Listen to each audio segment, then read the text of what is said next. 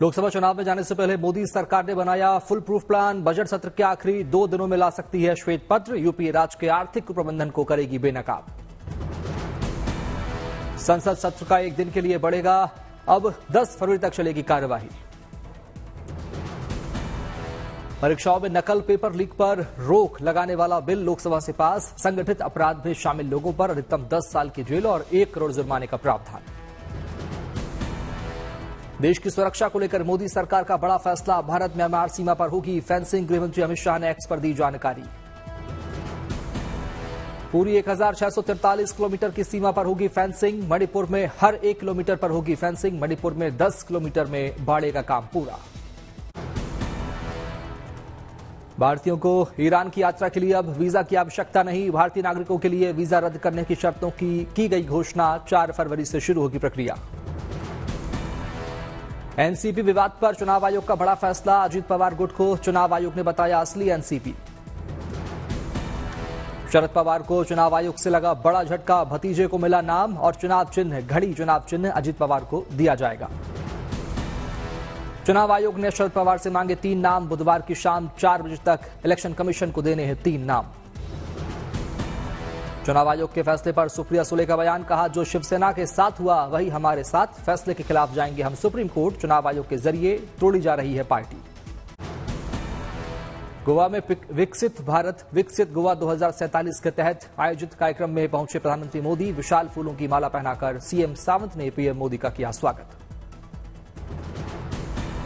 सार्वजनिक कार्यक्रम में पीएम मोदी ने खोला तोहफा का पिटारा। 1330 करोड़ से अधिक की परियोजनाओं का किया उद्घाटन और शिलान्यास। पीएम मोदी ने national institute of technology Goa का किया उद्घाटन। 390 करोड़ की लागत से तैयार हुआ शिक्षण संस्थान। 70,750 वर्ग मीटर में फैला है विशाल कैंपस। गोवा में national institute of water sports का शुभारंभ। पर्यटकों की हिफाजत के लिए दी जाएगी ट्रेनिंग। वेस्ट ट्रीटमेंट प्लांट की भी शुरुआत। गोवा को स्वच्छ रखने में मिलेगी मदद। सार्वजनिक कार्यक्रम में सरकारी विभागों ने लगाई प्रदर्शनी। नई तकनीक की दिखी झलक। पीएम मोदी ने प्रदर्शनी का किया निरीक्षण। पीएम मोदी ने गोवा में एनर्जी वीक 2024 और ओएनजीसी सर्वाइवल सेंटर का किया उद्घाटन। राज्य को दी विकास की सौगात।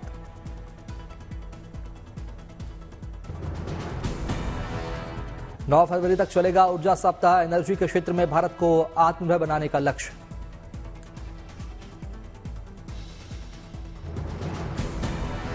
एनर्जी वीक के उद्घाटन पर पीएम मोदी ने की गोवा की तारीफ। कहा, हमेशा एनर्जी में रहता है गोवा। गोवा में पीएम मोदी ने भारत को बताया एनर्जी सेक्टर में दुनिया का तीसरा सबसे बड़ा कंज्यूमर। कहा, आत्मनिर्भरता की ओर बढ़ रहे हम। उद्घाटन समारोह के बाद पीएम मोदी ने प्रदर्शनी का लिया जायजा। ओएनजीसी सर्वाइवल सेंटर की खूबियों के बारे में ली जानकारी। उत्तराखंड विधानसभा में मुख्यमंत्री पुष्कर सिंह धामी ने समान नागरिक संहिता कानून का ड्राफ्ट किया पेश। कानून बनने के बाद यूसीसी लागू करने वाला उत्तराखंड देश का पहला राज्य बनेगा। सीएम धामी ने कहा, इस बिल में सभी धर्मों और सभी वर्गों का ध्यान रखा गया। बहुविवाह और लिव इन रिलेशनशिप को लेकर सख्त कानून। उत्तराखंड समान नागरिक संहिता में लिव इन में रहने वाले के लिए रजिस्ट्रेशन जरूरी। ऐसा नहीं करने पर 6 महीने की सजा या 25,000 रुपए का जुर्माना अथवा दोनों हो सकते हैं। विधानसभा में सत्र में चर्चा के दौरान उत्तराखंड के वन मंत्री सुबोध उनियाल ने यूसीसी की गिनाई खासियतें। बोले, शादी, तलाक, गोद लेने आदि अहम मुद्दों में सभी धर्मों के लोगों को समान अधिकार मिलेगा। उत्तराखंड की खेल मंत्री रेखा आर्य ने उत्तराखंड यूसीसी को महिलाओं के लिए अति लाभकारी बताया। कहा कि सभी धर्मों की महिलाओं को यूसीसी का फायदा होगा। समाजवादी पार्टी के नेता एसटी हसन ने कहा, क्या 76 साल से देश चल नहीं रहा था? यूसीसी ड्राफ्ट में अगर कुरान शरीफ के खिलाफ कोई बात होगी तो हम इसे नहीं मानेंगे। सुप्रीम कोर्ट की रिटायर्ड जज रंजना प्रकाश देसाई की अगुवाई में 5 सदस्यों की टीम ने तैयार किया है यूसीसी का ड्राफ्ट। 740 पेज की ड्राफ्ट कमेटी की रिपोर्ट।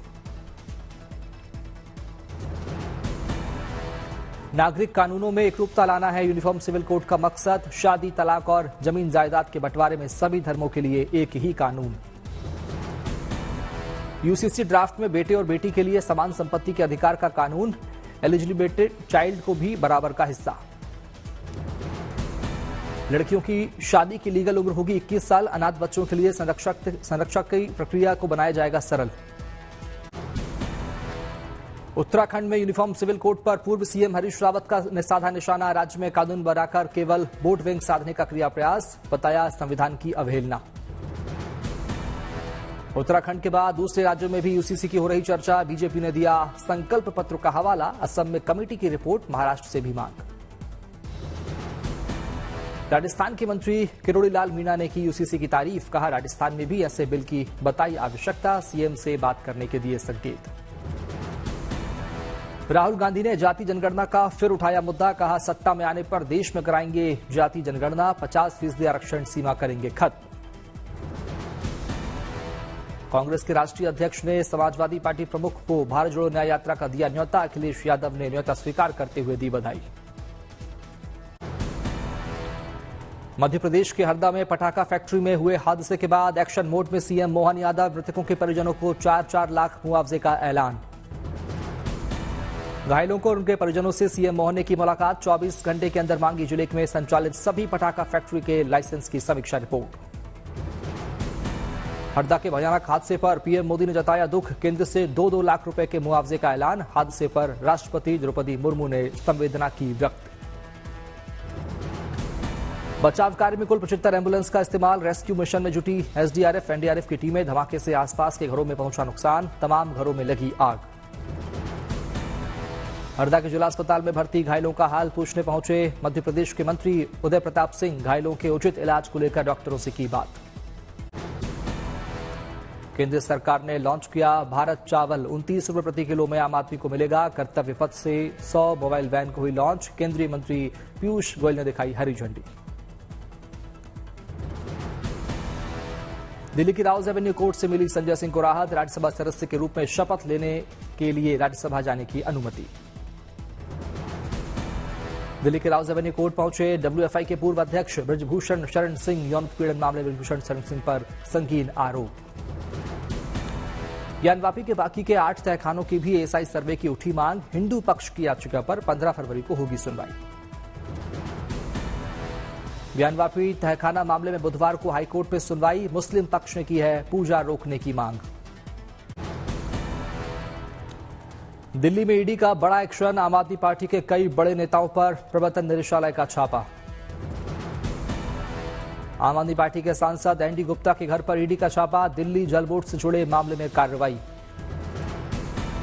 केजरीवाल के पीए विभव के घर पर भी ईडी की छापेमारी। मनी लॉन्ड्रिंग केस से जुड़ा है मामला। दिल्ली जल बोर्ड के पूर्व सदस्य शलभ कुमार के ठिकाने पर भी ईडी की रेड, तलाशी जारी। दिल्ली एनसीआर में कुल 12 ठिकानों पर ईडी की छापेमारी। खंगाले जा रहे दस्तावेज।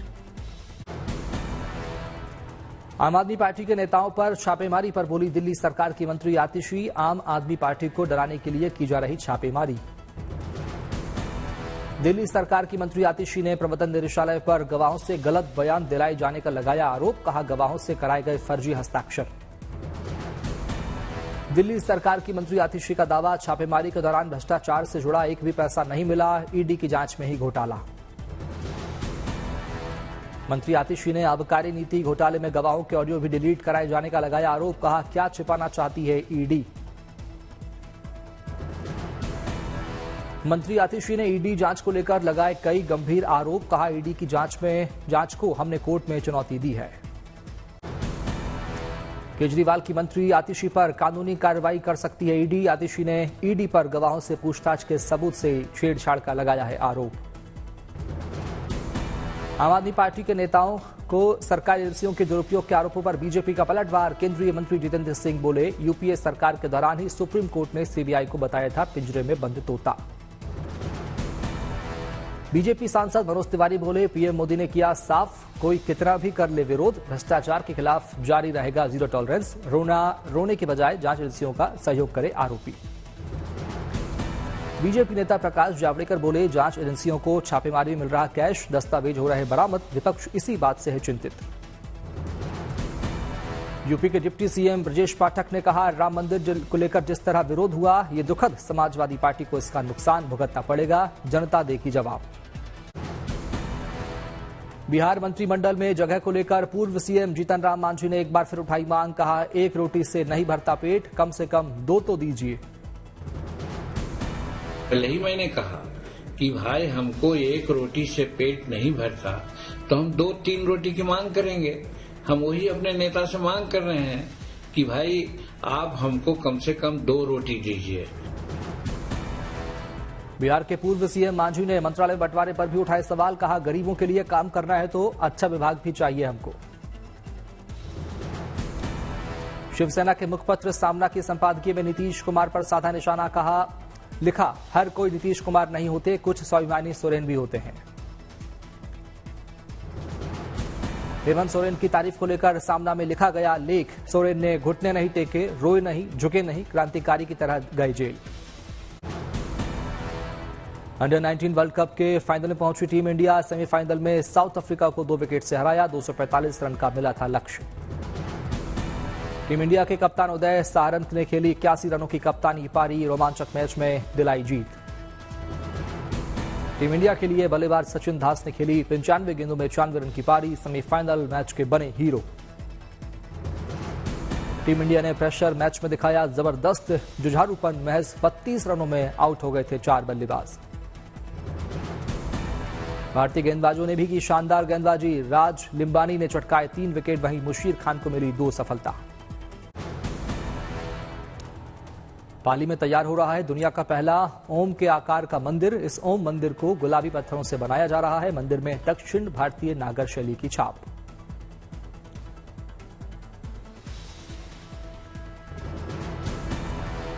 तमिलनाडु के तंजावुर जिले के मड़ाकोत्तई गांव में जल्लीकट्टू प्रतियोगिता। पारंपरिक खेल को लेकर लोगों में दिखा जोश।